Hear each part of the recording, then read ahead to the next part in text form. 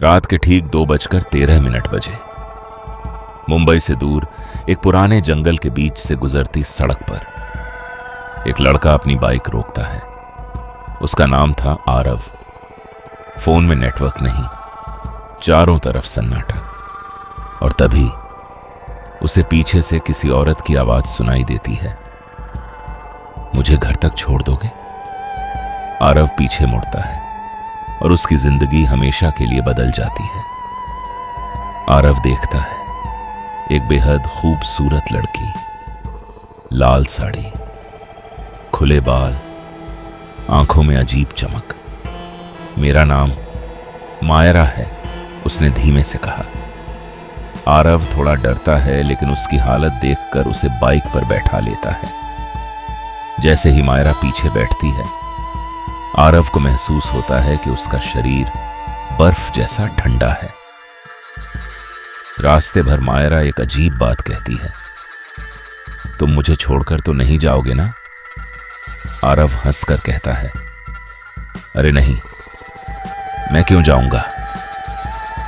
लेकिन जैसे ही वो ये कहता है, मायरा हल्की सी मुस्कुराती है और उसकी मुस्कान थोड़ी डरावनी लगती है। मायरा उसे जंगल के अंदर एक पुराने टूटे हुए घर के पास रोकने को कहती है। आरव हैरान, तुम यहां रहती हो? मायरा धीरे से सिर हिलाती है। जैसे ही वो अंदर जाता है, उसे दीवारों पर पुरानी तस्वीरें दिखती हैं और एक फोटो में वही मायरा, लेकिन एक 100 साल पुरानी तारीख के साथ। आरव डर कर पीछे हटता है। ये कैसे हो सकता है? तभी पीछे से मायरा की आवाज आती है, क्योंकि मैं इंसान नहीं हूं। आरव धीरे धीरे मुड़ता है। अब मायरा का चेहरा बदल चुका था, आंखें पूरी काली, बाल हवा में उड़ते हुए और पैर जमीन से ऊपर। मायरा बताती है, वो एक यक्षिणी है जो इस जंगल में पिछले 100 सालों से भटक रही है। उसे एक इंसान से प्यार हुआ था, लेकिन उसने धोखा दिया और वो मर गई। मरने के बाद उसकी आत्मा यहीं अटक गई। अब हर साल मैं एक इंसान ढूंढती हूं जो मुझसे सच्चा प्यार करे। मायरा आरव के करीब आती है। अगर तुम मुझसे प्यार करोगे तो मैं तुम्हें हमेशा के लिए अपने साथ रखूंगी। आरव डर जाता है। मतलब मैं भी मर जाऊंगा? मायरा मुस्कुराती है।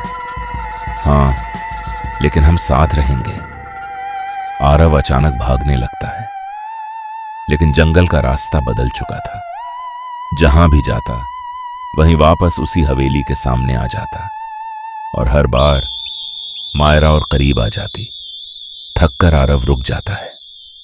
मायरा उसके सामने खड़ी होती है। बस एक बार कह दो कि तुम मुझसे प्यार करते हो। आरव की आंखों में आंसू आ जाते हैं और वो धीरे से कहता है, मैं तुमसे प्यार करता हूं। अगली सुबह लोगों को जंगल के पास एक बाइक मिलती है, लेकिन आरव कहीं नहीं मिलता। कुछ दिन बाद एक लड़का उसी रास्ते से गुजरता है और उसे एक आवाज सुनाई देती है, मुझे घर तक छोड़ दोगे? वो मुड़ता है और इस बार मायरा के साथ एक और परछाई खड़ी होती है, आरव की।